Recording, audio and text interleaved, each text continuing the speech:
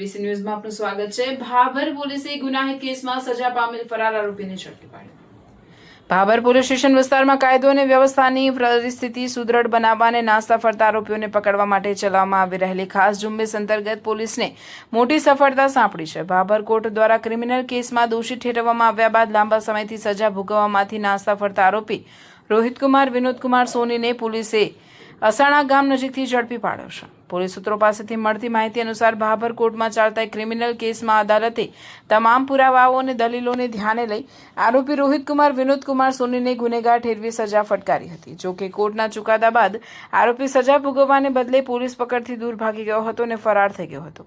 આ અંગે ભાભર પોલીસની ટીમ સતત બાતમીદારો અને સર્વેલન્સની મદદથી આરોપીનું લોકેશન ટ્રેસ કરી રહી હતી।